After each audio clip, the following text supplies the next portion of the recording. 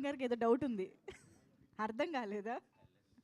Okay, బ్రహ్మకడ్లి గారి మాటలు విందాం ఇప్పుడు. Requesting production designer. హలో అండి, పాత్రికేయులు, మీడియా మిత్రులకి అందరికీ కృతజ్ఞతలు. ఇక్కడికి వచ్చి ఈ కార్యక్రమాన్ని ఇది చేయడానికి. ఈ కేఆర్ఎం సినిమా మన కిరణాంబవరం గారితో నేను ఫస్ట్ టైం వర్క్ చేస్తున్నాం. ఆయన సినిమాలు చాలా చూసాం. ఆయన ఏంటో, ఆయన పొటెన్షియల్ ఏంటో ఆయనకి తెలుసు. సినిమాకి ఎలా ఎదుగుతున్నారో మనం అంతా చూస్తున్నాం. ఈ సినిమాలో ముందు సినిమాల కంటే 100 times ఎక్కువ ఆయన ఎనర్జీని వాడి ఆల్రెడీ మనం గ్లిమ్స్ అయ్యి చూసాం.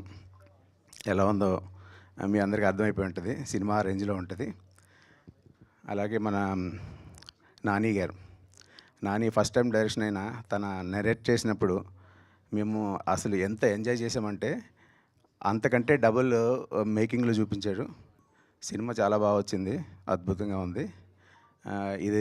ఈ సినిమాని మీరు పెద్ద హిట్ చేస్తారని నమ్ముతున్నాను నేను.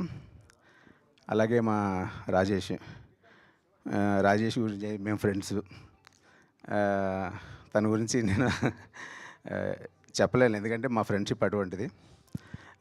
సినిమా హాస్య మూవీస్ ఎలా ఒక సినిమా తర్వాత సినిమా ఎంత బిజీ అయిపోయాడు మీరు చూశారు.